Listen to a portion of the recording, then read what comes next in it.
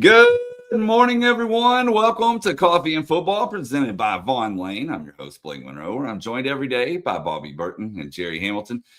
Tell us where you're checking in from this morning, what you're drinking, get your questions in. We got a lot to talk about. We're also going to be joined by Texas Volleyball head coach Jarrett Elliot, and that'll be in about an hour from now, about 9:15 or so. So be sure to stay tuned for that. We have Will Matthews joining here in a little bit as well, but some breaking news on our end, fellas, as we just had another portal edition. Yeah, yesterday it was kind of calm, right, Jerry? And Blake, no entries, new entries for the Longhorns to the transfer portal.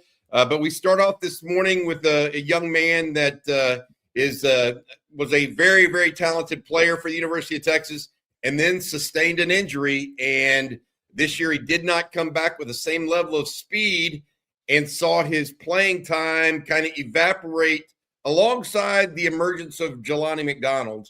And that is Derek Williams, a young man out of New Iberia Westgate High School in Louisiana, has announced this morning that he will enter the transfer portal from the University of Texas. Started off with a very promising career, Jerry, and then injuries occurred. But look, this Texas team, now I believe that's 9 portal entries since the end of the season, including on top of Will Stone and Jarrett Gibson, 9 total for the Longhorns. Yeah, and I just always want to start with this. Just because somebody leaves doesn't mean they won't go on to be a good player. Derek Williams is a good football player. He's just over a year removed from an ACL injury. It wouldn't shock me if he doesn't go on and be a good player somewhere else. But it's definitely look, going into the portal, I think there's a need at corner, nickel, and safety more than likely. At the end of the day, I think that's where we're going to be. And I think all 3 of those positions are being looked at in the portal. And because look, this won't be the last guy to go in the portal in the secondary. I think we all know that. Yeah, I think it also occurs, by the way, Jerry, alongside, we mentioned Jelani McDonald's emergence this year, taking some playing time directly away from Derek Williams. Tell you who else emerged this year late in the season is Xavier Filsamy at one of the safety spots. And then if you do get Jelani McDonald back, and if you do bring along Jonah Williams and some of those guys, it could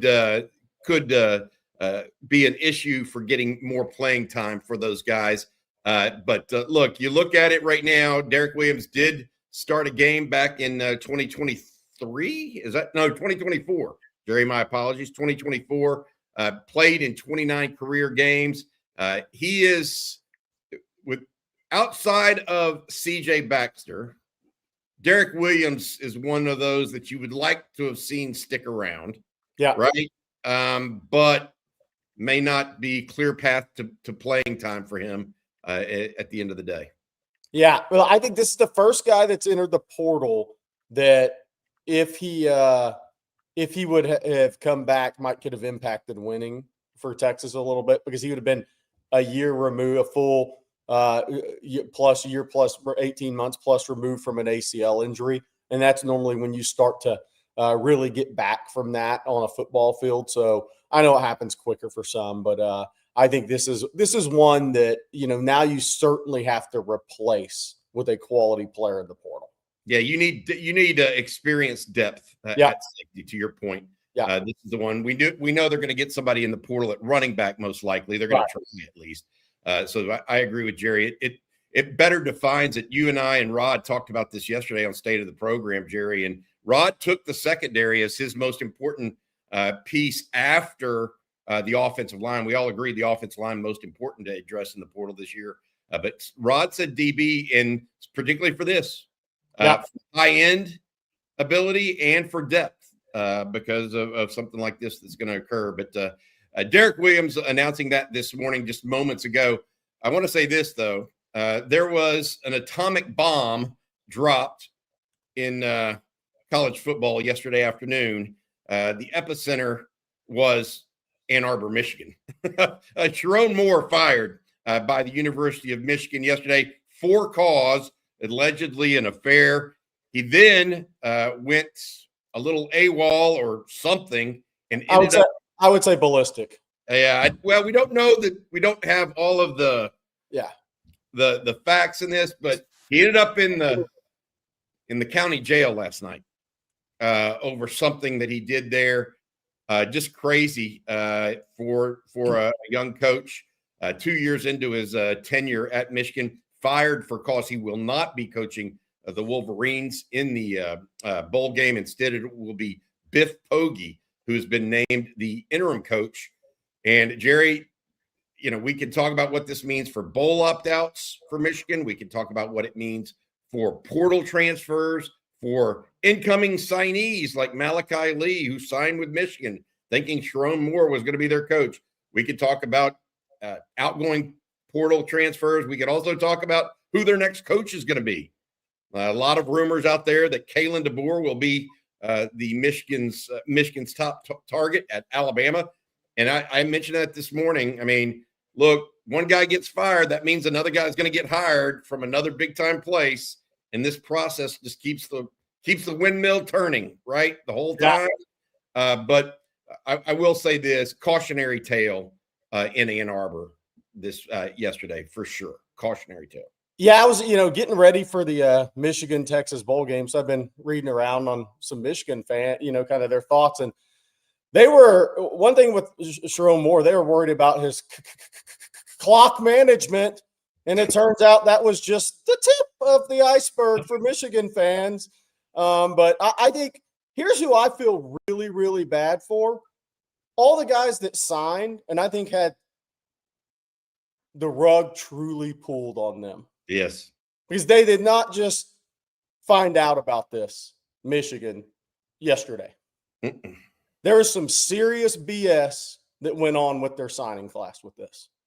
And if I'm a kid, I really, really just want to have to be a Michigan Wolverine to go there after this. Yep.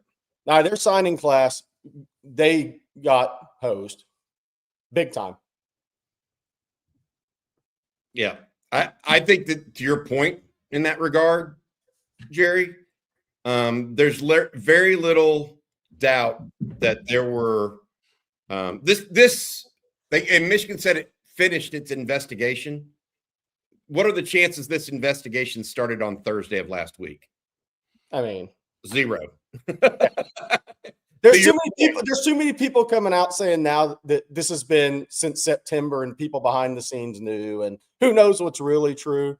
By the way, I think people are saying we have another portal announcement. Yeah, apparently Wardell Mack going into the portal, according to published reports now as well. We will check for the veracity of that and then get back to you guys.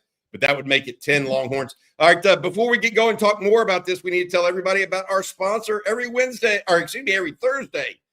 Sponsor for Coffee and Football are our friends over at Vaughn Lane. Holiday travel made effortless. Travel season is officially here along with the holidays, but it doesn't have to be stressful for you. Whether you're heading to Austin for one of the last Longhorn home games, no Longhorn home games anymore, right? If you're just traveling to Austin, period, or planning Christmas or New Year's trip, Vaughn Lane makes getting there easy for you. You'll board in just minutes at a hotel terminal located just seconds from your destination and settle into one of 22 oversized seats. More space, more comfort, no crowds. Enjoy Wi-Fi, snacks, beverages, and hot towel service on every trip and on select routes. Savor complimentary meal service delivered right to your seat. Vaughn Lane takes the grind out of regional travel so you can focus on what really matters, the people and experience waiting at the end of the ride. Book today at vaughnlane.com. Use code OTF25 for $20 off your first ride. Vaughn Lane, your private jet on wheels, serving Austin, Dallas, Houston, San Antonio, Fort Worth, even some suburbs, Plano and the Woodlands, as well as Nashville, Memphis, Atlanta, and Knoxville. Again, skip those TSA lines. If you're going within the state of Texas, use Vaughn Lane private jet on wheels. I really enjoyed my trips on Vaughn Lane. All right, guys, we got more to talk about this morning, and I believe we even have a super chat here from Rocky P. Oh gosh, we can't read that, Rocky P. That's terrible. I should have read that ahead of time. That's my apologies. But one thing that we need to also look at is the new announcement from Texas yesterday about some facilities, Bobby. I'm excited because we get to talk to Jarrett Elliot, the volleyball coach, here at 9:15. But University of Texas announced yesterday that they have put out a request for proposal for a new volleyball-only facility on the University of Texas. This would be south of the Moody Center. For those familiar with the University of Texas, south of the football stadium, right up adjacent to MLK and I-35. The University of Texas, I think this is outstanding because this is something Jarrett Elliot and his staff have wanted for a long, long time. And now I think their dream's going to come true. One of the things that I think is awesome about it, Jerry, is now Texas might be able to host some national tournaments, things like that. I would also add that as we look at this, and one of the things I've talked about in athletics is, okay, if you have NIL and this rev share is going to players, does that mean that players that we're not going to improve facilities, that we're not going to create new venues for these existing or upcoming student athletes? And the University of Texas with Chris Del Conte is saying, no, we can have both. We have to be smart about it, but we can go forward and do both at the same time. I'm excited to see what Jarrett Elliott has to say about this a little bit later as well. But big goings on at the University of Texas from a facilities perspective. Yeah, that's a great looking facility. Hey, Blake, can you go back to the other photo of the court itself?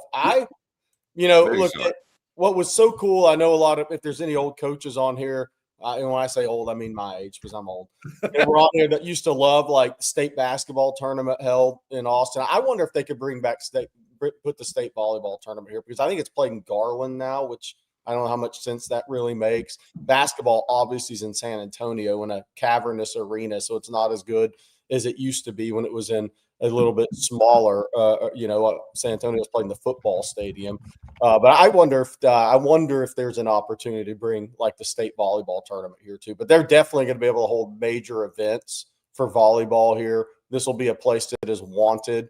Will they hold, like I said, a state volleyball tournament here? I don't know, but it'd be a great opportunity to do so if they can. I think it's great for college volleyball, obviously, but it's going to be a top line arena. The only one that'll maybe be better is where Nebraska plays because they play in the same arena as the basketball team and they fill the thing up every single night for volleyball and basketball there. But they could have a state volleyball tournament here for sure.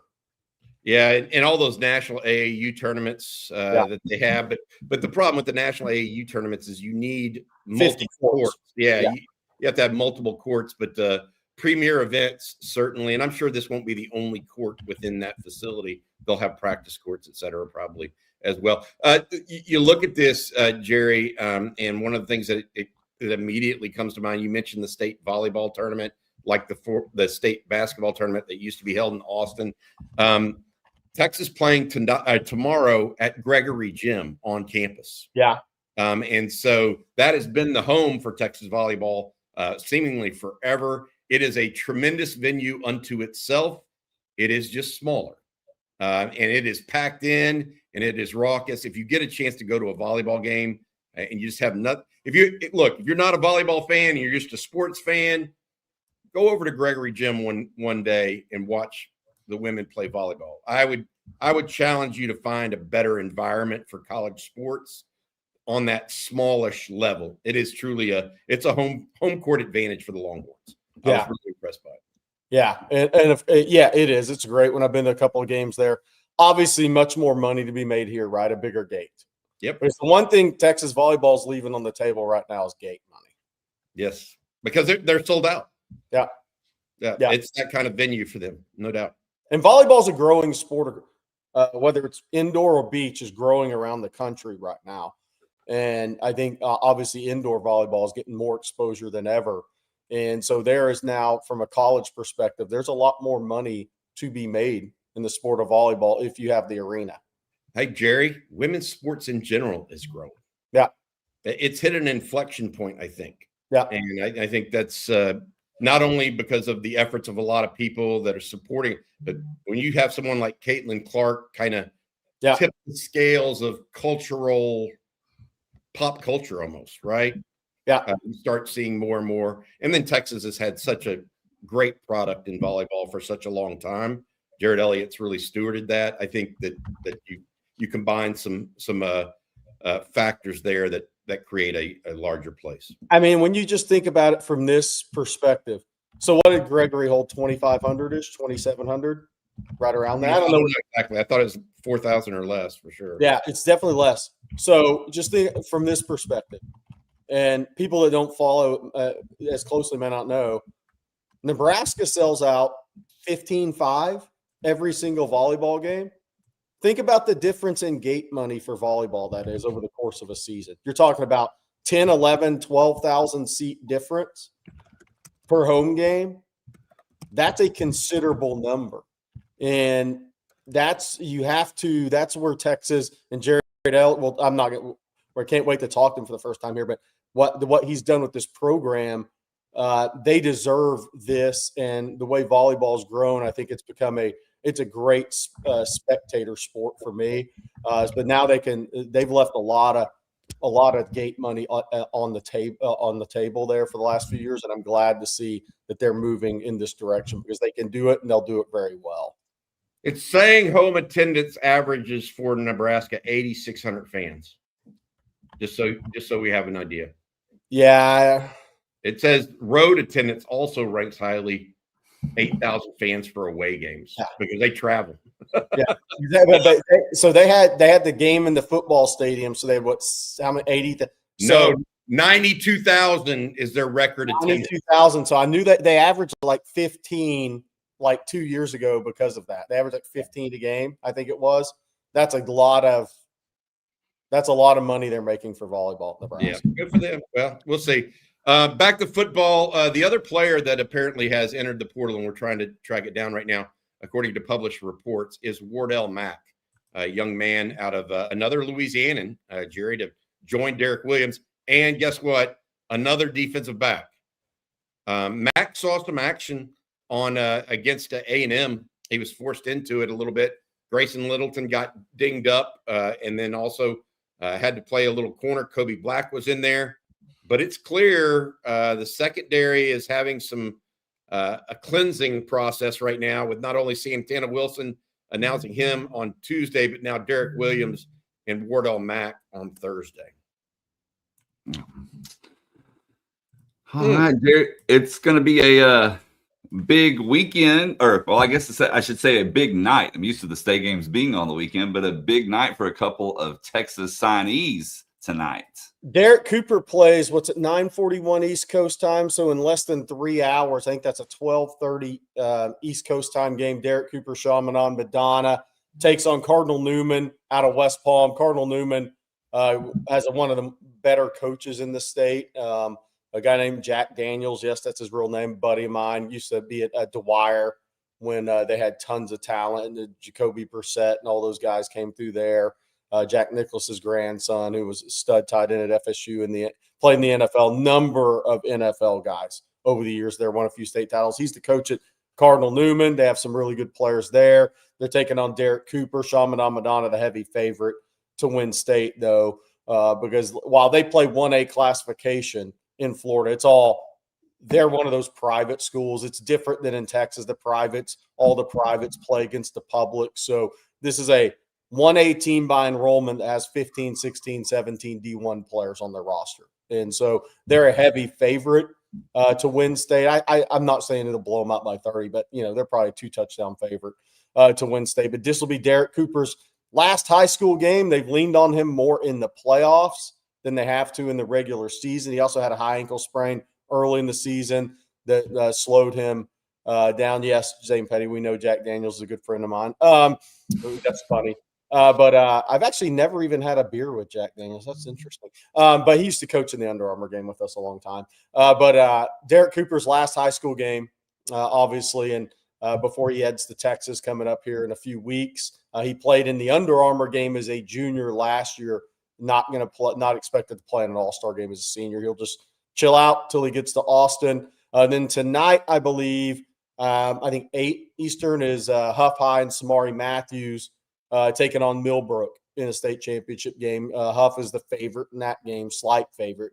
Should be a good game. But two members of the Texas class playing for state championships today.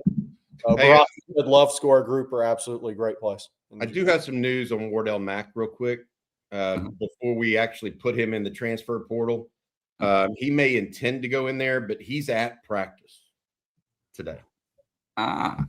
So let's that there is a published report out there that he intends to go into the portal, but he is at practice today. So let's hold off on saying that's officially done. So just news for that.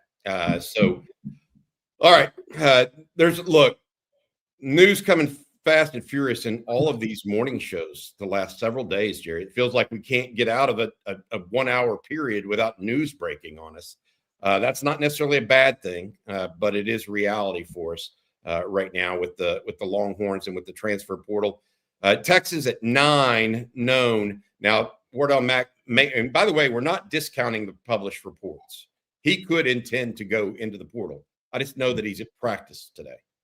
So maybe he's going to stay with the team through practice or through the bowl game and then go into the portal. We'll have to figure that out as we go forward. I want to say this. Texas currently at 9 guys that have announced for the portal. What do we think that number is going to be, Jerry? What are we looking at 20? Counting NFL early entries, yes. Okay. I would think it gets right there. Yeah. I think it gets close. Yep. So just to give everybody a sense of the level of attrition that we're talking about, that's significant. You only signed 23 players in the recruiting class? Yeah. Well, we're at a point where you're turning over at least a third of your roster every year. At least, yeah. If you're having to go to the portal a lot, then that you're going to be 35 to 40 every year if you're having to go to the portal a lot. I think there may be a couple of teams that aren't in that number. But if you're having to go to the portal a lot, you're probably turning over 40, almost half your roster every year now. And it goes back to what Rick Pitino said a couple of years ago when he was referencing basketball, but it's become a football thing too. It's almost like European League basketball. It's almost like half your roster changes every year. That's where we're getting to in college football now too, unless you're maybe one of the 2 or 3 programs. I doubt Georgia's turnover rate is quite that high. Maybe Ohio State's is not quite that high. But I think the vast majority of programs are closing in on almost 50% a year. Power programs. And look, Texas is trying to keep the ones they need to keep. Yeah. As of right now, I don't know that any of the ones that they circled and said, hey, we got to keep these guys are on that list. So that's one of the things we got to think about here as we go forward. It's a different day and age. I think that they're going to have some issues as it relates to depth, but they've got to address depth in the portal for sure. Yeah. Well, before we move on, Bobby, why don't you tell everyone this morning about one of your favorite places in all of Austin, in the Austin area, Kirby Lane. Oh, I love Kirby Lane. Y'all know that. Kirby Lane is a place that's been in business for 45 years. They're celebrating their 45th year anniversary. They serve up chef-driven, scratch-made recipes and the local Austin vibe we all love. And now dinner's better than ever. We're talking chef-driven entree, seasonal specials, and craft cocktails designed to elevate your night out. Whether it's date night, family night, or just catching up with friends, Kirby Lane keeps it local with scratch-made dishes and the unmistakable taste of Austin. Dinner done right from a family-owned Austin original since 1980. Explore the menu today at KirbyLaneCafe.com. And if you happen to go around 11 p.m., they have the best pancakes at night you can get. I'm just going to say that. And Jerry, why don't you tell us about Ridge Wallet this morning? I can definitely do that, man. Getting the thing I always think about with a Ridge wallet versus an old wallet is when you drive and you have your wallet in the back back pocket, and then you had that long drive to Dallas or Austin, and you'd be sitting sideways, and you get out, and you just doesn't feel right. Your back sore. Those days are over. We're here. Say hello to the Ridge 2.0, the most refined version of the Ridge wallet. They've been perfecting this wallet for over 12 years. Everything is better with the Ridge 2.0. It's 10% lighter. Every gram matters. In the Ridge Wallet 2.0, they found the perfect balance. They made it more modular with improved cash straps, money clips, and AirTag attachments. There's over 50 colors and styles to choose from. You can get a wallet that features every NFL, MLB, or college team. Perfect for holiday gifting, especially since Ridge is having their biggest sale of the year now. Plus, all Ridge wallets have new industry-leading built-for-life warranty. So even if your wallet is lost or stolen, they've got you covered. There's over 100,000 five-star reviews at Ridge, and that number is growing by the day. But losing your wallet's absolutely the worst, always has been. But with the Ridge Tracker card, always know exactly where it is before panic mode kicks in. Perfect peace of mind for holiday travel and gifting. Give gifts that stay out of the junk drawer and find their way into morning routines, travels, and adventures. For a limited time, Ridge is having their huge holiday sale. Head to ridge.com to get up to 7% off your order. This is by far the biggest discount they've given all year. That's ridge.com for up to 47% off your order during their biggest sale of the year. After you purchase, they'll ask where you heard about them. Please support on Texas football and tell them that's where you heard about Ridge Wallet. And I'm going to tell you all about Aura Frames. Man, love Aura Frames because if you're anything like me, every year there's that one person or maybe a group of people that you just can't shop for. But this year, I'm skipping the chaos trying to figure that out. Aura Frames is my last-minute lifesaver. We're actually giving them to my in-laws this Christmas because it's the one gift that feels personal. You can preload it with photos before it even ships, add a little message, and it shows up ready to go. And you can even keep adding photos and videos from your phone all year long. It's literally unlimited. You just connect the frame with the Aura app and Wi-Fi. Then you're all set. And for a limited time, you can save on the perfect gift by visiting auraframes.com to get $35 off Aura's best-selling Carver matte frames. They were named #1 by Wirecutter. Just use promo code ONTexas at checkout. That's Aura Frames, AURA frames.com, promo code ONTexas. Now, remember, this deal is exclusive to listeners, and frames sell out fast, so you better order it now to get it in time for the holidays. Support the show. Tell them OTF sent you. Well, we got some super chats that we need to get to this morning. And I guess we've been talking about defensive back departures. So let's do this one from Derek. And he says, Akina is running off players. How's he still employed? I bet Jordan Johnson-Rubel will be next. Dwayne Akina is not the only defensive back coach in the secondary. First of all, he's the safeties coach. So Derek Williams is a safety, but Wardell Mack is a nickel. Kenoto Hudson coaches nickel. Santana Wilson is a corner. Mark Orfe coaches corners. I just think you guys try to make things overly simplistic because behind the scenes there's been some scuttlebutt that some players haven't meshed well with Dwayne Akina. Dwayne Akina has more skins on the wall than maybe every other coach on the staff. So I would be reticent to say that. Now, does that mean that he is going to end up, not having a job? I don't know all of that. But Dwayne Akina doesn't run off players.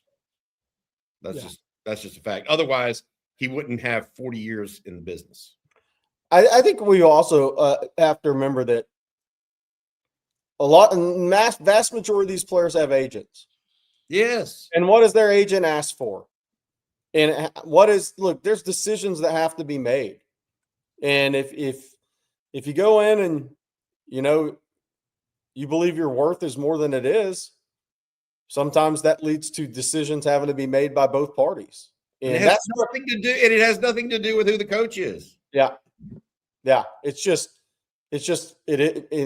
what it is. It's the era we live in the NIL world. I mean, look, what's the agent's job? Get as much as you can for player. If player is open to that course of action. Well, that may not be at the school they're currently at.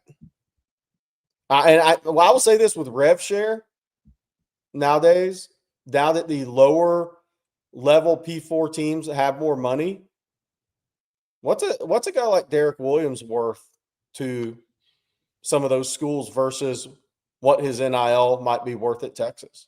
I agree. That's the toughest thing. That's why I think the toughest thing for these major universities is going to be having the second, like Sark calls it two spotting for practices. I think that's going to be tougher than ever. Now with 105 scholarships, if you go up to 95 on your own, of course you can two spot, but it may not be the same level of players. Yeah. That's why you saw late recruiting that weren't high NIL guys. Yeah. And those guys are important to the team. I mean, look, Derek Williams played a little bit of special teams. He did not play much in the secondary to end the year at all. I mean, I know there were at least 2 games where he had less than 10 snaps on defense. And so you guys got to, not everybody turns out the way you want them to. So, yeah. And I think in Derek Williams' standpoint, he was off to a whale of a start as a career. I mean, just was off to a great start. Yeah. Not dissimilar to Cedric Baxter.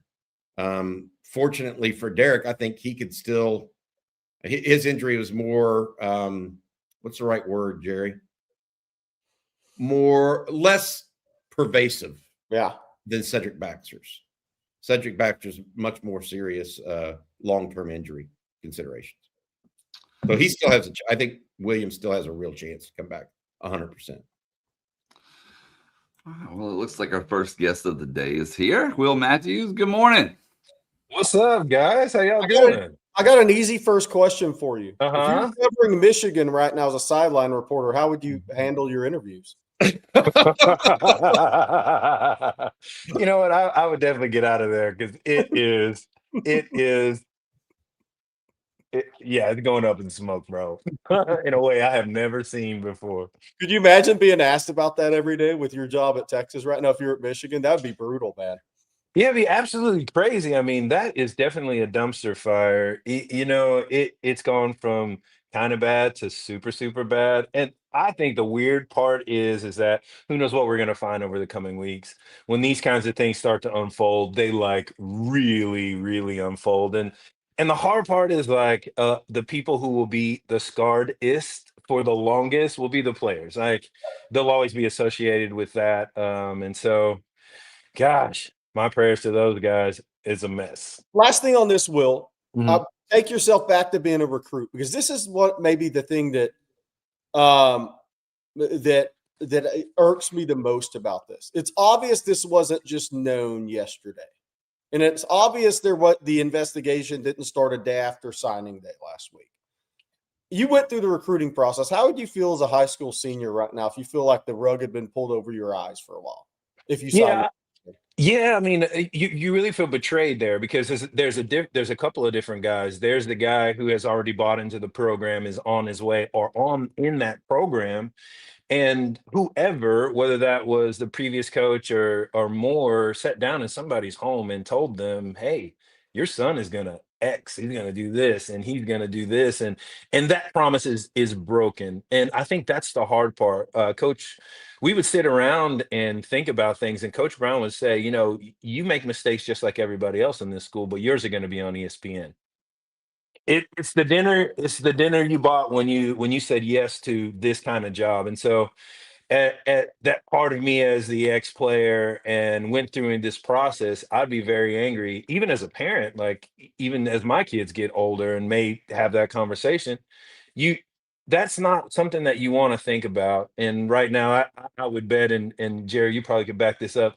There's a significant amount of recruits who are looking elsewhere. Whether they're saying that publicly or not, they're taking that step to get to a place that they feel is stable. I think the hard part about college football is there's just so much instability across the board right now, from top to bottom. Yeah, I think that we talk about this kind of stuff and what it could mean to Michigan. What do you think it means to the bowl game, Will? Texas plays Michigan now in 2 weeks and 6 days. I mean, are they going to galvanize around Biff Poggi, the interim coach, who actually has been the interim coach before, because Sharon Moore spent time on the sidelines as part of his culpability in the sign stealing scandal? Or do you think this is a team that kind of opts out mentally, if not physically, Yeah, I mean, I think that question is going to be the same question with a lot of the older guys. Right now, you got a guy who's going to need film. Yeah. And there's somebody on that team who's saying, you know what, this is horrible. I would not want to play this, but I got to get to the NFL. I got to come out here and play. And then you've got the player who says, I got more eligibility. I'm heading somewhere else. And I think the question will be, what will these teams look like? I mean, even on the Texas side, who's going to play and what is this going to be? I really think when a coach does something like that, the program takes so much of a brunt. It just really makes it like a pariah. People are going to tune in not to see Texas play Michigan, but to see how Michigan does and who they are that day. And I don't know if that's the right reason to tune in. I mean, this is entertainment at the core. I wouldn't, that's not something you want, but people are going to want to see what's going on up there. And this is going to be their first active window to see that. And so it's going to be ratings, but I don't know if it's going to be ratings for the right reason. Yeah, I agree with that. And, you don't want to say this the right way. You don't wish this on anybody. I mean, I'm not talking about individually for Sharon Moore. I'm even talking about as a program, right? This is a level that you just don't want to see. It's like devastation, right? If you're in that locker room and you're a leader, you're the captain of that team, Will. Yeah. What are you trying to say to those guys that are around you right now? Frankly, the worst has to be the worst. I mean, what else could be, it's one of those kind of things. What do you think? What would you say as a team captain? Oh my gosh. And I got chills when you asked that question, because as a leader and a guy that, like, if this happened to us, the only people that you can lean on is your brothers, really, right? All right. Yeah. There's nobody else. And I could see a Casey Studdard, Cedric Benson, myself, Vince Young, Corey Redding getting around and getting these guys, Derek Johnson, Arakpo, and just being like, guys, we're playing for each other. Like, we're doing this for us. We're doing this because we said yes to Michigan, and this is our legacy, whether we want it or not. We're going to do this because we came here to do something special, and this is our opportunity to show the world who we are so that we can get to the NFL. There is nothing else for us but each other. And so, like, I could really see guys galvanizing around that message. But I think the thing is we're going to see what Michigan is made of outside of what this is. They've created a culture there, and we don't want to put names on it, and who knows all of what's there. But it's not the culture that those kids deserve.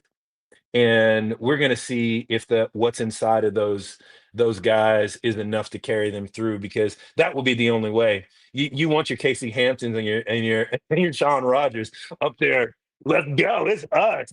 And you ask T. Hills or Marcus Myers, any guys on here, that would be the galvanizing rally cry. And you know what? I wouldn't fault the guys if it wasn't that. Yeah. I had another question, and this is a topic that we've been kind of quasi discussing over the last couple of weeks here, based on the outcome of the CFP, Will, where strength of schedule didn't seem to matter as much, maybe as one would hope, particularly in the instance of Texas, where if Texas would have played Sacramento State instead of Ohio State, Texas is sitting at 10-2 and probably in the college football play. Okay? So yesterday, Georgia announced that they're no longer playing Louisville in their non-conference games in 26 and 27. There have been some other games that have been moved around. Texas clearly has Ohio State coming next year and Michigan the year after that. Yeah, they have two return home games. What are your thoughts on that for Chris Del Conte and his staff? Because, I mean, look, Ohio State come to Austin is a once in a century, once in a decade, 2 decade, 3 decade type thing. Yeah. And the value of that game isn't just about season ticket sales. I mean, it's about, what, $25 to $50 million flowing into the university in Austin area. Do you do that versus knock them off the schedule? Say, hey, we want to make the CFP. What do you think? There's a couple of trains of thought there, and everybody's kind of in their camp. If it were me, I'd have held a press conference the day after, had CDC and Sark there, and been like, "I'm sorry, guys, we have no other choice." And I think what Sark and all of them and CDC are kind of hoping for is, let's continue this direction, and there's enough data points out there for us to make changes. There's enough conversations to be had in the off season, but let's not miss the opportunity to get Ohio State here. And for a guy who played in the early 2000s and guys prior, like, you don't have games like this. Like having an Ohio State come into town was such something that never happened in college sports. Like, you didn't get out of your conference. You had your cakewalk games, and you had your conference teams, and hopefully you got into the last 4 or 2 to be in the BCS to play for the national championship, but you weren't crossing over like this. And so I see, that state immediate dollar sign and helmet credibility that comes along with them keeping those games, but I really see the argument to not. And I was sitting with my wife the other day, and we're talking about the CFP because there was no other conversation in my house at the moment. And she goes, "Why is everybody playing these bowls?" And I'm like, Yeah. "What do you mean?" She goes, "No other sport do you not get into the playoffs and then you get to play a consolation game. What does that even mean?" And my wife's from England. Like, she's looking at this with fresh eyes and just not no skin in the game. She's just calling it like it is. And like, what are we doing? What are we doing with these extra bowls? And that's more of a rhetorical question than anything. I mean, you don't win, you don't get in, you go home, you do your thing. And so I understand all the conversations, and I think it's going to take every single one of these conversations for the NCAA to step up and make some big boy decisions. Like, come on, man! Like, this isn't hard. We got people from other countries looking at this, going, "That's stupid." So, I think that's important. And really, the last point, and I think you guys will really appreciate this, is the ups and downs, the number one preseason, all of the kerfuffle around Arch, everything happening. We play our last game in 2025. So the slate is clean for 2026. We leave it all in 2025 and we walk into 2026, brand new team ready to go. And I really feel like that's wonderfully symbolic because there's a lot of changes that need to be made and a lot of moves that need to be made in this offseason. Well, I say this, Will, and you mentioned what you would do. Texas currently on its schedule for next year, and the schedules are SEC schedules are actually supposed to come out today. Mm-hmm. So, when the timing of them, like Texas is going to play on this date at this place. But just looking ahead to Texas 2026 schedule, they have 4 of 12 college football playoff teams on their schedule next year. Ohio State, Ole Miss, Oklahoma, and A&M, all on the schedule. That's 4 of the 12 games. And then Texas goes on the road to Tennessee and LSU. Tough schedule. Tough one. Tough schedule. And basically what you're telling me is Texas can't lose more than 2 games next year and get in the playoffs if they keep it at 12 teams. Yeah. And Bobby, Jerry, where are those losses at? Like, you have to pick any of those. Well, I mean, look, I'm a little different. If you don't bother to show up for your SEC opener on the road, you're going to lose it. So there's one. Hey. Yeah, I agree. I agree, Jerry. But my point is, you're going to add Ohio State. If you go 3-2 or 3-2 against Ole Miss, OU, A&M, Tennessee, and LSU, pretty good. Yeah. Now, is it great? No. Okay. Are they all in for 2026 like we talked about, and they want greatness? Yes. But to Will's point, there may need to be some leeway in there for any kind of thing that could happen. We're this thing after the debacle of this year, and I'm not talking about Texas specifically. I'm talking about the whole college football playoff debacle this year. It's going to past 12 quickly. What the best thing that happened this year with the college football playoff, it's going to push the number to 14 or 16. 16, I think, hopefully it just goes straight to 16. It may go to 14 first for a year. But then they're also going to have to take a look at the G5s. You can't have 2 G5s in a college football playoff. You can't do it. You can't do it. If you're 68 like the NCAA tournament, fine. But you in a 12-team playoff, even a 14-team playoff, you cannot have 2 G5s. Even if you even have 1, G5s, you definitely can't have 2. So I think when we go to 16, I think there will be a spot for, depending on if there's still G5 in there, an automatic G5 qualifier, we're going to have room for 2 or 3 3-loss teams from the Big Ten or SEC or the 2 power conferences. They have to do something with the G5, at least one. They got to. Yeah, for antitrust reasons. And guys, is there any room there for a G5 playoff? I mean, that's what I would say. It just seems simple. Like, if I was in G5, right, what I would want to do is have an opportunity to win some kind of national championship. I would not want to go and get beat to death. I would want to get my flowers for the season that I played and against the teams that I played against. Like, I wouldn't want to spend my last game going wherever and getting smoked and sent home. Like, come on, man. Or maybe have them have a play-in game for the 16th spot. Yeah, that's really what it should probably be. Is the same weekend as Army Navy, which I think is this weekend, right? You could have an actual play-in game between the 2 G5 teams, and then they would go on the road the next week to play a college football playoff game. There's a lot of things in there, but I appreciate your time, Will, and talking about this. Anything you're looking forward to over the next, other than this schedule coming out over the next couple of weeks?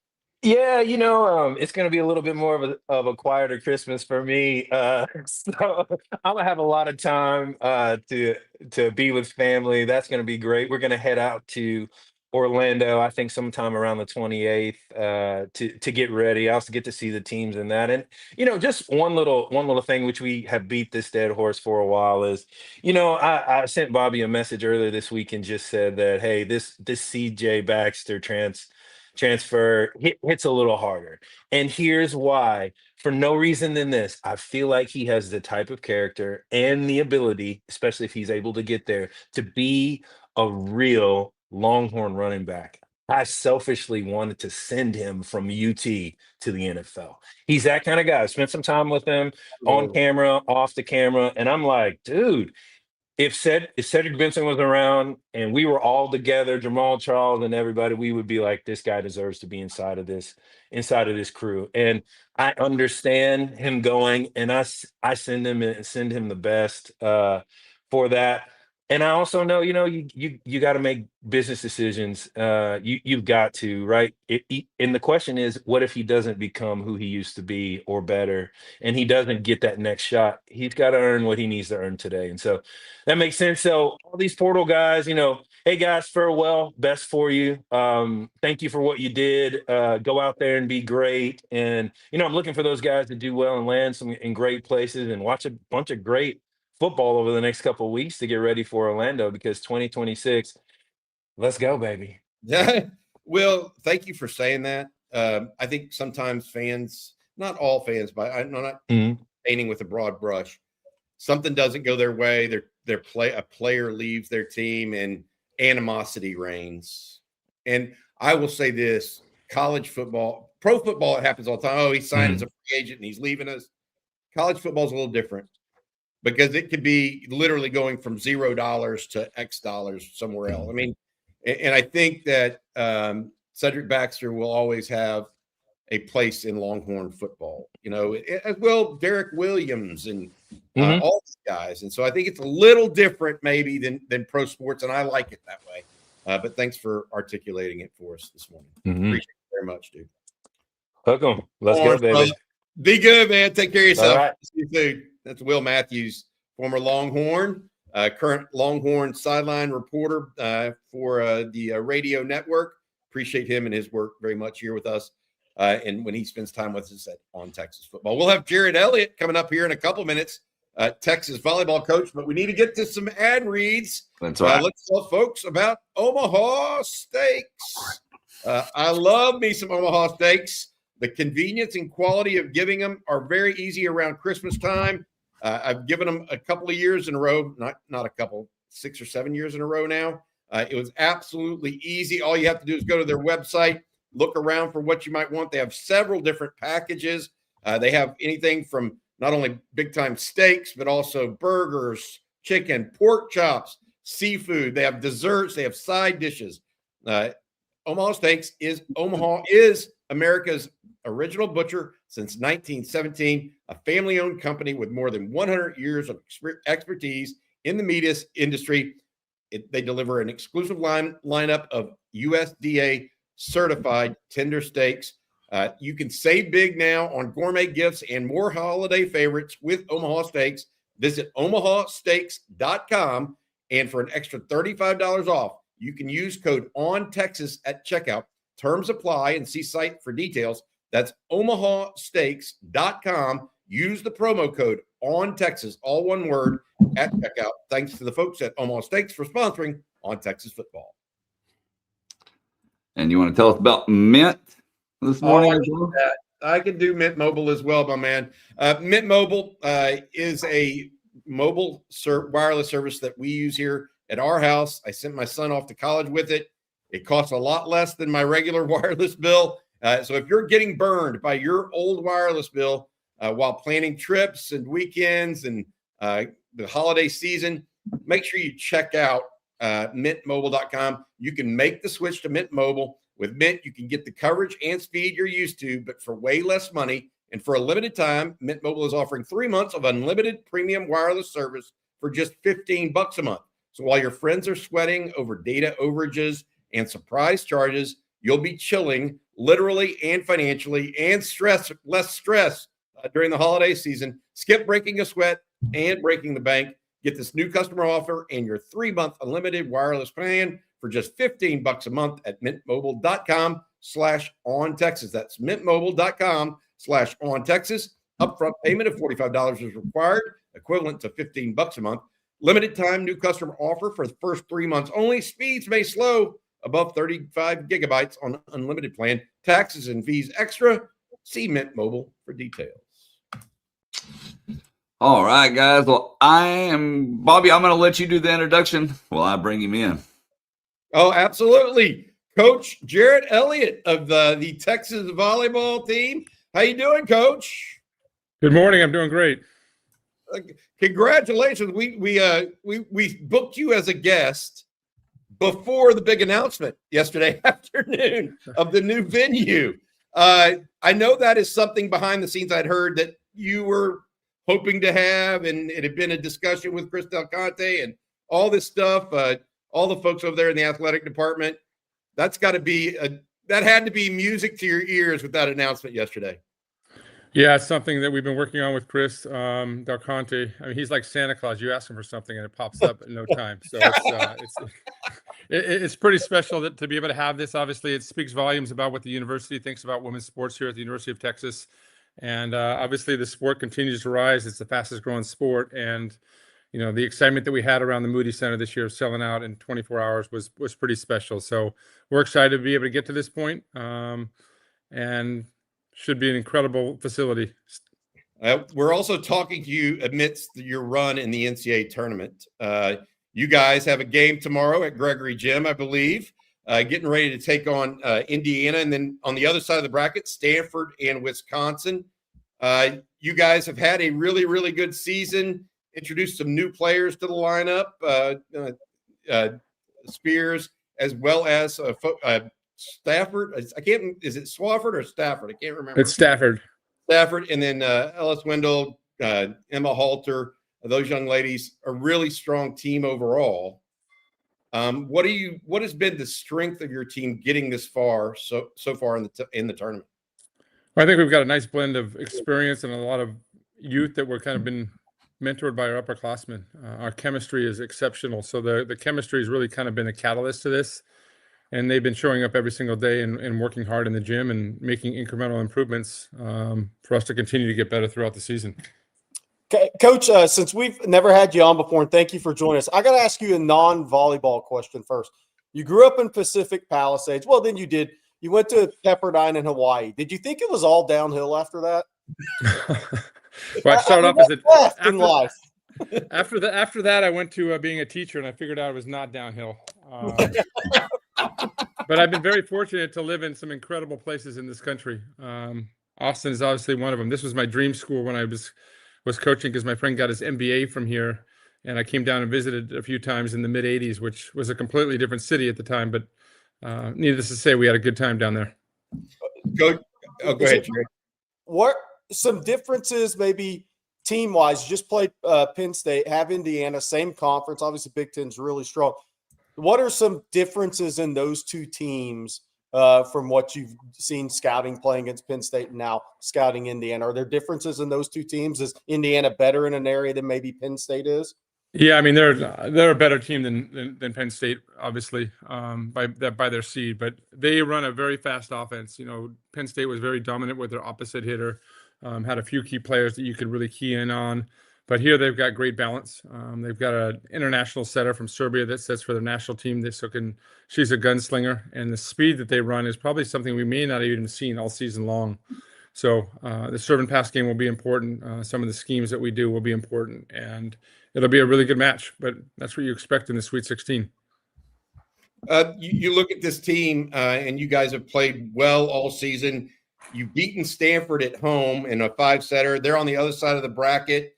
Is this a tough bracket for you guys to get to the Final Four through, or what are you thinking? I'm thinking that the NCAA loves my bracket. Out of the last 7 seasons, 5 of them have come out of my bracket. 5 of the national championships have come out of my bracket. So I think if you speak around the country, we've got the toughest bracket.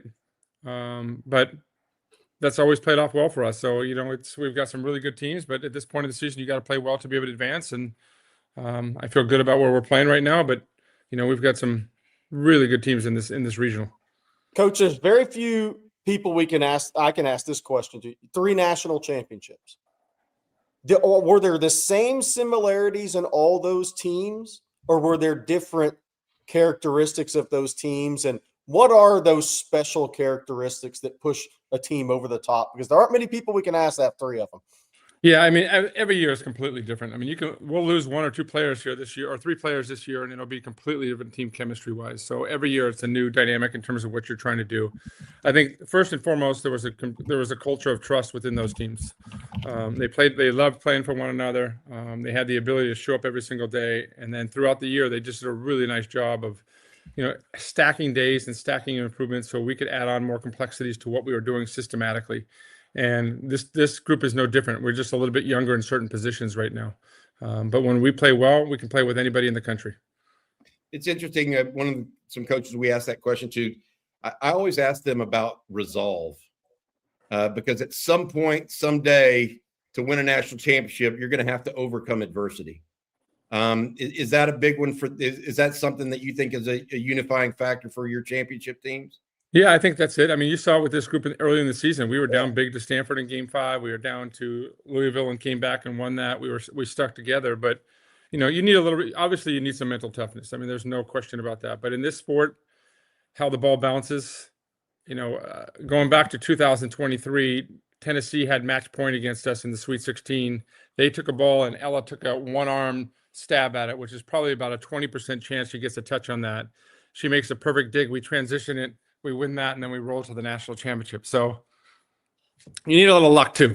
But I think the biggest thing with all these things is matchups. Matchups become really important in one and done situations because every team has their strengths and their weaknesses. So if you can run into a team where, you know, that has strengths that you don't have, you're going to have a war for that night if they're executing at a high level. Coach, before you came on, we were talking about the growth of women's college sports. And you mentioned the game growing in volleyball. When did you first start to see that the game was growing? Obviously, it can still grow from where it is and getting more popular. Yeah. When did you first start to notice that? Well, I think one of the great things that Chris Polonsky and DeLoss Dodds did back in the day is they had the Longhorn Network.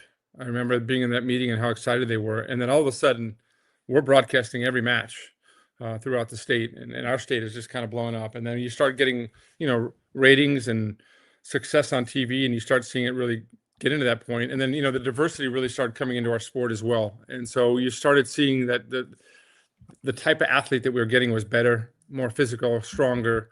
And it's been so much fun, but now it's just like it's moving so fast. I mean, volleyball is the fastest growing sport, and if you were to see where we go recruit, we'll go to convention centers, and there'll be 100 courts down, and 400 teams will come in the morning, and then 400 teams will come in the afternoon, and we're in this box for 12 hours a day, finding our next recruits that are part of this. But it's pretty exciting to see where it's at, and the best part is that TV and media is now getting around it and excited about the sport, because anybody that comes to our match, I think, is blown away by the speed and the athleticism that you see in our sport. And the fan fervor. I mean, we were just talking about this. Gregory Gym can be a hothouse for you guys in a really good way. Yeah. The fans are on top of it. And I would encourage people that haven't been to a Texas women's volleyball game for whatever reason to go out and be part of it, because it is a fun atmosphere at the Gregory. You guys have created something special there. Yeah, they've done a really good job. I mean, people that want to come, just get there early. We're oversold by 1,300 season ticket holders, so we're just it's hard to get a ticket now. You got to go to all these SeatGeeks and all these other places to do it. But hopefully our fans are going to be really part of this one. I mean, we need them standing up and being a part of this. This is a crazy regional, and they're starting to get it a little bit more like international soccer. But I think if you come to volleyball games, we expect you to participate a little bit more than other sports in terms of being a part of it, because the momentum runs that go along with that, and really feeling like when we need it and when we don't.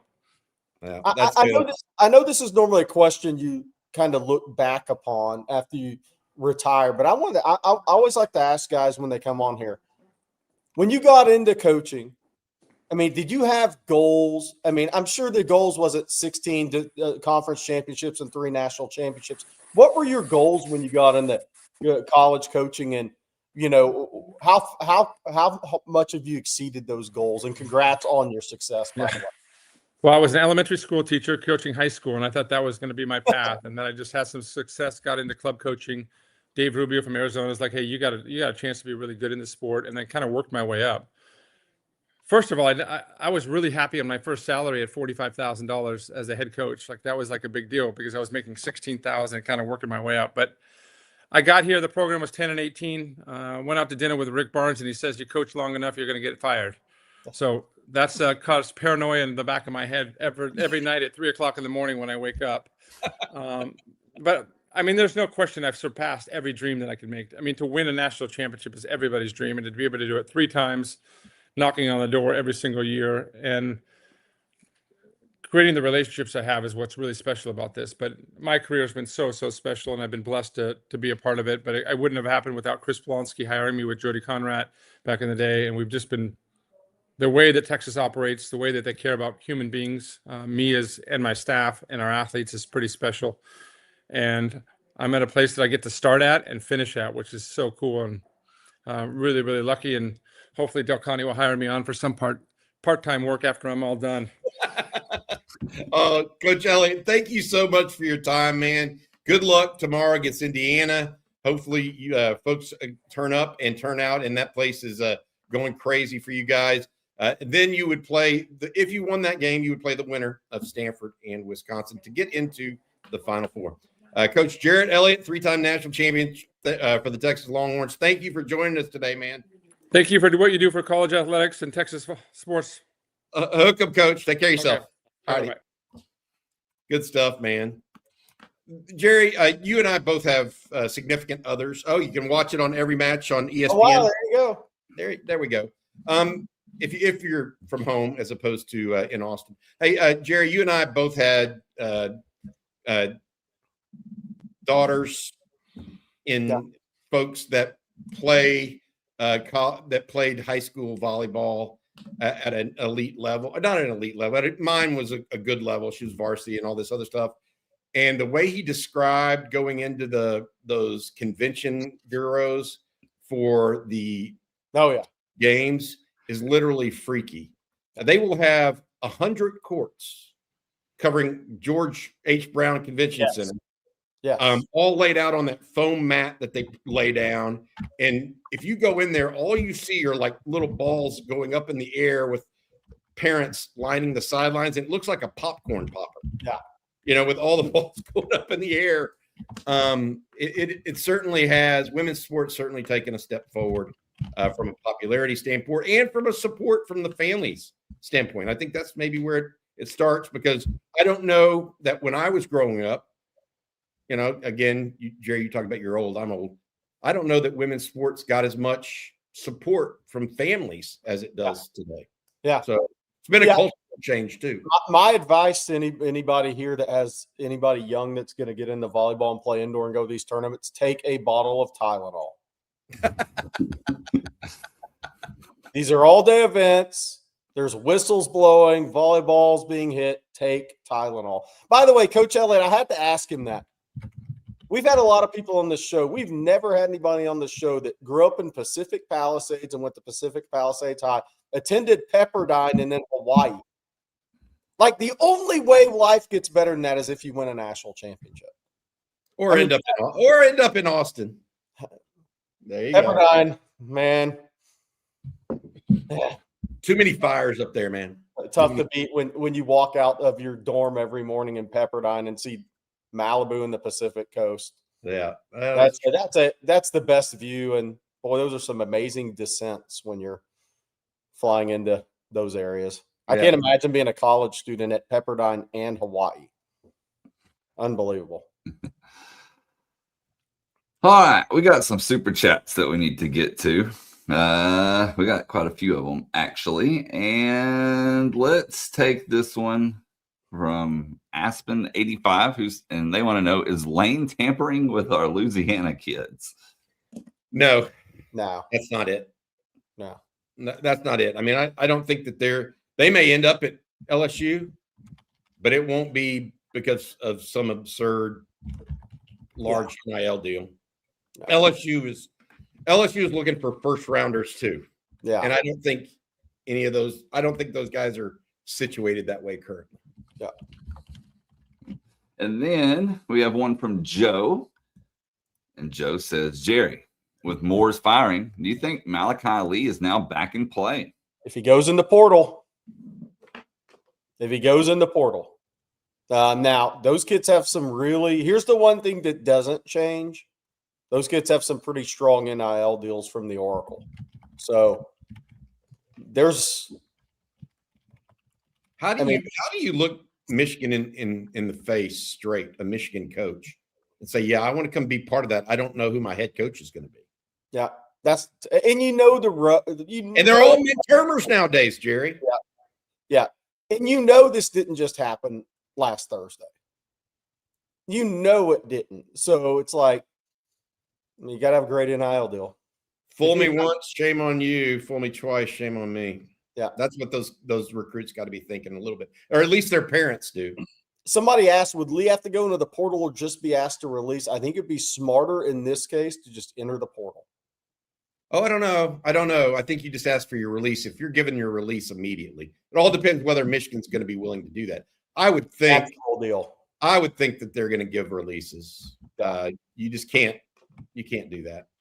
And it depends on your NIL too, what you did, what you signed, in that. I mean, it could force you to go into the portal.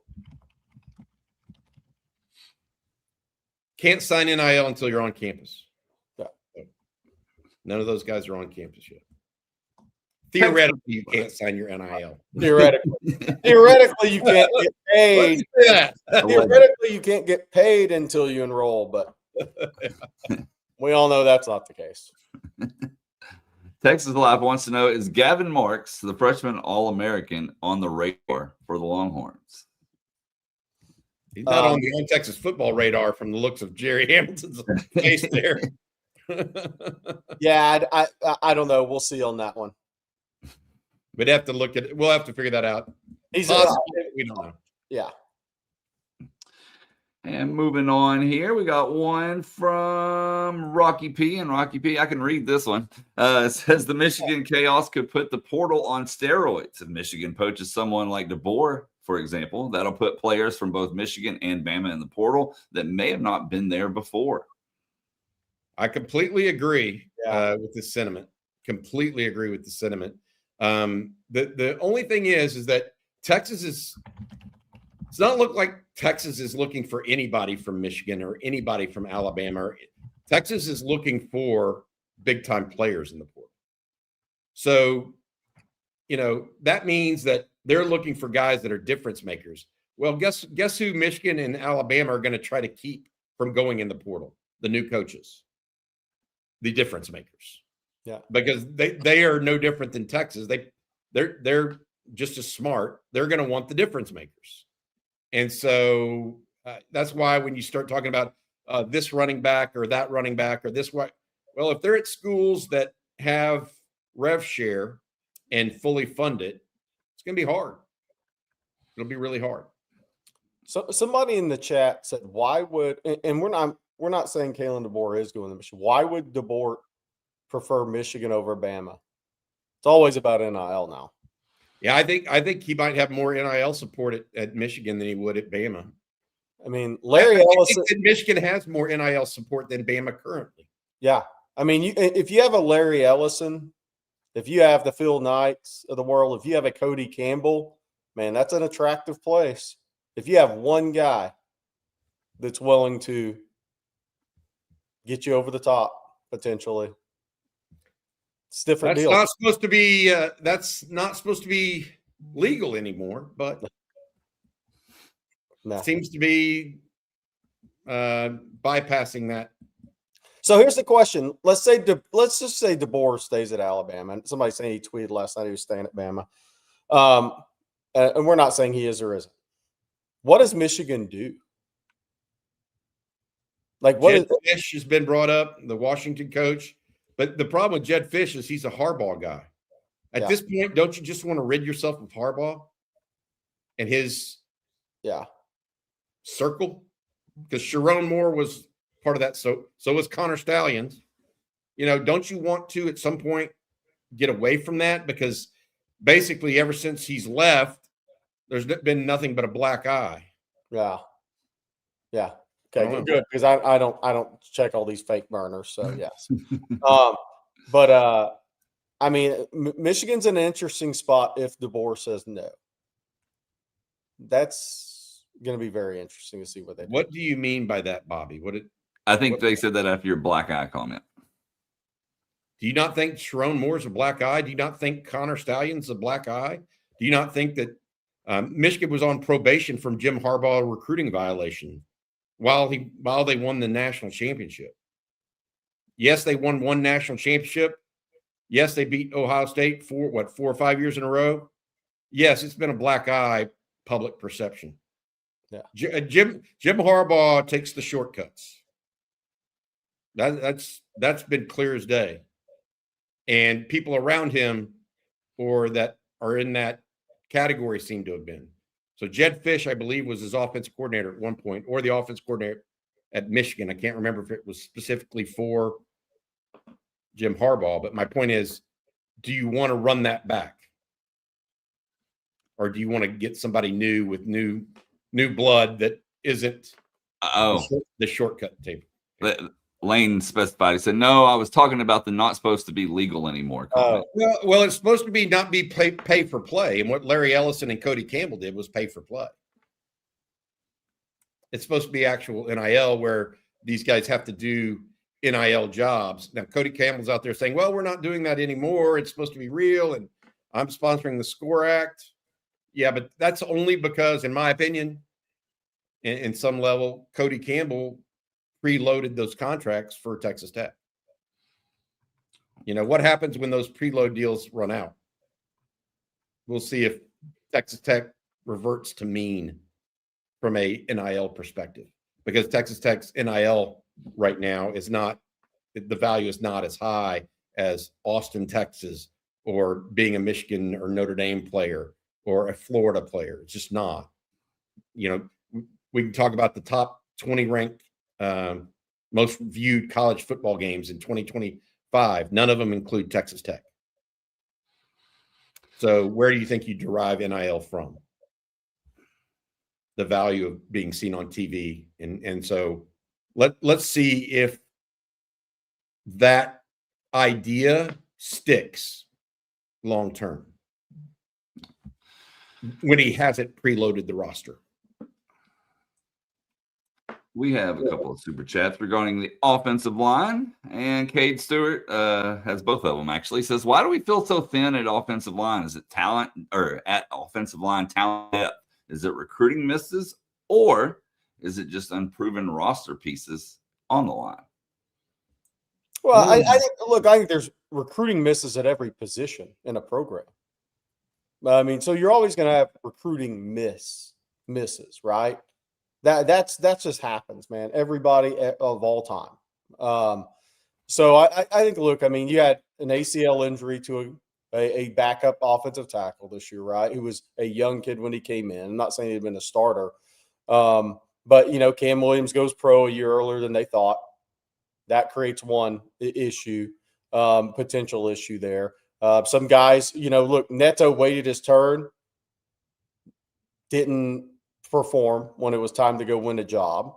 So there's that. I think there's a lot of things there. I think there's a lot of things there. And I'll say this, with the portal this year, Texas will go to the portal for 3-4 guys. I think it'll be interesting to see who those guys are. Is there going to be, we talked about this with Stay the Program yesterday. Is there guys that are you going to try to square peg round hole guys in a scheme? Are you going to, some things that happen in the portal show some scheme change? If you're just taking guys and trying to plug them into your scheme and it's square peg round hole, then you just start changing players. And that's not where you ever want to be. So I think it'll be, what happens in the portal will be very interesting to me at the offensive line. And on that note, Jerry, I know we talked about Malachi Lee a little bit ago, but Juan also wants to know, did Malachi Lee know about it before he signed with Michigan? No chance. Yeah, I was about to say, I seriously I don't think there's any chance of that. I don't know for sure, but I don't think there's any chance. Our coach, can you imagine that conversation? By the way, our coach is going to be fired in a week. And he happens to be a former offensive lineman and responsible for recruiting all offensive linemen for our team. But you should trust us. We're going to hire another head coach that's an offensive line coach, and you'll like him just as much. Y'all did I give that speech right? I'm sure they gave that to Malachi Lee on Tuesday night. Yeah. By the way, Zane Petty, Texas might need 5 or 6 portal offensive line. If Gooseby leaves, they might need number might go to 4. But it all depends on how many of the young kids, if the young kids stay. They like the freshmen. And I'm not saying any of them are leaving, but people are trying to recruit them too. So a lot of that number will depend on the young guys they like, how many of those guys come back. But Bobby, before we get to our last couple of questions, if Gooseby goes pro, that adds a different pressure in the portal for sure, 100%. Why don't you tell us about Vaughn Lane one last time, please, sir? Yeah, absolutely. Holidays are drawing near. Travel season officially here, but it doesn't have to be stressful for you if you use Vaughn Lane, whether you're heading to Austin or planning Christmas or New Year's trips. Vaughn Lane makes getting there easy for you. You'll board in just minutes at a hotel terminal located seconds from your destination and settle in one of just 22 oversized seats, more space, more comfort, no crowds. Enjoy Wi-Fi, snacks, beverages, and hot towel service on every trip. And on select routes, savor complimentary meal service delivered right to your seat. Vaughn Lane takes the grind out of regional travel so you can focus on what really matters, the people and experiences waiting at the end of the ride. Use Vaughn Lane for your Christmas trips, New Year's trips. If you're going in and around the state of Texas, you want to avoid the airport at all costs. Plus, if you're comparing it to driving, you get to sit back and relax and actually enjoy your trip. Book today at vaughnlane.com and use code OTF25 for just $20 off your first ride. Vaughn Lane, use code OTF 25, your private jet on wheels, serving Austin, Dallas, Houston, San Antonio, Fort Worth, even the Plano and the Woodlands, Nashville, Memphis, Atlanta, and Knoxville too. Again, vonlane.com, your private jet on wheels. And I'm going to tell everyone about Prize Picks real quick because we make decisions daily. But on Prize Picks, being right can get you paid. And Prize Picks is simple. You just pick more or less on 2 to 6 player stat projections. If you get them right, you cash in. You can win up to 2,000 times your money. And it's the best way to get in on the sports action in more than 40 states, including California, Florida, Georgia, and right here in Texas. And some early projections have been released on some of the college football playoff games. So I got in on those. I have Dante Moore to have more than 1.5 passing touchdowns, John Mateer to throw an interception, and Miami wide receiver Malachi Toney to have more than 69.5 receiving yards. So go make your own picks in less than 60 seconds. Turn your sports opinions into real money. Download the Prize Picks app today. Use code ONTEXAS to get $50 in lineups after you play your first $5 lineup. Again, code ONTEXAS to get $50 in lineups after you play your first $5 lineup. And that's Prize Picks. It's good to be right. We had a super chat come in just a second ago from R. Travis Johnson. Says, just joined. Not sure if you've talked about this, but do you think Michigan could face sanctions because it appears that Michigan knew and didn't tell recruits to keep the signing class? If their investigation just closed, no. If it truly just closed, I don't think there should be any sanctions on Michigan. Now, because of what he did, that's either going to be legal ramifications, but not on the program itself. That's my opinion. I know people are going to want more than that, maybe some, but I just don't see how that could come back on the university as a whole if they think they took appropriate action on their employee. Now, if they knowingly misled recruits during that time, tack on another $5 million. How many coaches in the history of time have misled recruits? Yeah. I mean, one of the people don't realize this before the internet, Jerry. Before the internet, and you and I covered recruiting before the internet.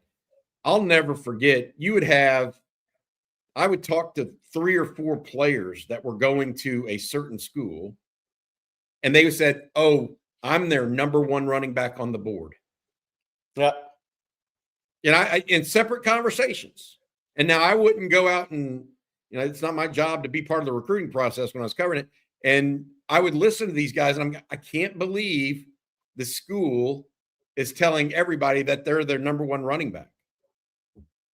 That is stopped now, by the way, in college football, now that the internet's there, because as soon as you say that somebody's your number 1 running back, they quote that and put that online, and now that other running back can't say that anymore. Yeah, no doubt. And it's out there for everybody. So some misleading has been actually minimized over 30 years via the internet. I say it all the time. You better be genuine as a coach nowadays, because they can look up every press conference you ever had on YouTube and anything you said about past signing classes on YouTube. They will catch you. You better be genuine nowadays. Hey, this is an interesting comment. And by the way, the days of hiding out a player in a hotel for 3 days before signing day's over too. Coach AT, Georgia sued a kid for leaving. Now a kid will sue them back for fraud in cases like that. I'm thinking he's talking about Michigan. Interesting point. Interesting point. We'll see. I mean, well, look, if players on the Michigan team knew and it was a known thing, it gets interesting. I want to say this. I think that there are so many systemic problems with college football these days. We don't need things like this that aren't muddying the waters. You need more positive and more productive conversations, creating solutions for the shortcomings of college sports right now. Moving to a 16-team playoff, talking about athletes.org and creating a level of collective bargaining for student athletes those are positive things. Yeah. That's really the titillating or salacious stuff that's going on at Michigan it's not a red herring. I don't want to make it sound like should be minimized, but it's not discussing systemic issues that need to be solved. And that's where we really need to get. Yeah. We got one more super chat here, and this one from Texas on my mind. Thank you for the super chat. Says, is Cruz on the Neto path? It's currently practicing, is my understanding. And so I don't know. I don't know if he's going to stay with the team, go in the portal. I don't know if he's had those conversations with the coaches yet. We don't know. Connor Robertson still could come back too, which I think Texas is at some point going to have that conversation. But we don't know yet, guys. A lot of these players, they're still having conversations with the coaches. And until they have those and they're meted out, we just don't know. And there's a piece that's, and I'm not talking about anybody you specifically asked, but one of the things that's going on right now for kids that are thinking about entering the portal, I'm not saying those guys are, I'm just saying in general here, agents are putting out feelers to see who has interest in their player. Because I think the one thing you don't want to do is hop in the portal if you don't have a couple of options to be home again. Because because now that there's one portal window, there are a lot of guys with leverage, and then there's a lot of guys with none. Mm-hmm. So you better have a good agent if you're thinking about jumping in, and that guy what they're doing is checking behind the scenes to see if there's a home for you before you go into the portal. Or you just be a good player and offer, that's the real thing. If you want to command services of someone, then you need to be a good player. All right, guys. Well, that's going to do it for today's episode of Coffee and Football presented by Vaughn Lane. We want to thank Vaughn Lane along with Ridge Wallet, Aura Frames, Kirby Lane, Mint Mobile, Omaha Steaks, and of course, Prize Picks for sponsoring today's show. Big thank you to Coach Jarrett Elliot and Will Matthews as well for joining the show. Bobby, what's later? Well, tonight we've got the SEC schedule coming out. I think that's at 7:00. Rod Babers will be live along with Coach Shipley and Marcus Myers talking about the Texas schedule this evening. We also have football theory. Rod Babers is going to break down some stuff for us as well. And if there's any more news on the portal, we will be there. Can we please put the portal stuff back up before we leave? Because a lot of people did not see this. They came in the middle of it. Right now, there have been 9 entrants into the portal. Derek Williams announced this morning, guys. Williams, a former starter at the University of Texas before injuring himself as a true freshman, a sophomore, coming back after a knee surgery. Lost a little pop maybe or lost a little speed maybe. He's entering the portal. He's joining C.J. Baxter, Trey Owens, Jarrett Gibson, Aaron Butler, Connor Stroh, Melvin Hills, Santana Wilson, and Will Stone. There was also a report earlier this morning that Wardell Mack would be entering the portal. We were told that Wardell Mack was at practice today. So maybe he eventually enters the portal. But as of right now, he's not entering the portal. So that's where it's at. But wanted to give you guys an update. Good stuff. And don't forget to check us out at ontexasfootball.com. You can use promo code OTFOG when you sign up and get a full year of access for $39.95. Makes a great Christmas gift for someone as well. And speaking of great gifts, check out the store because Bobby has restocked it. Get your gifts before Christmas. Shop.ontexasfootball.com. Get you a hat, get you a mug, or the new OTF coffee. Good stuff. Shop.ontexasfootball.com. Well, we will be back same time, same place tomorrow morning. We hope you have a great day today. And for Bobby Burton and Jerry Hamilton, I'm Blake Monroe, and we'll see you then. Good luck to the Longhorn volleyball team, too. Thanks to Jarrett Elliot for coming on. Absolutely.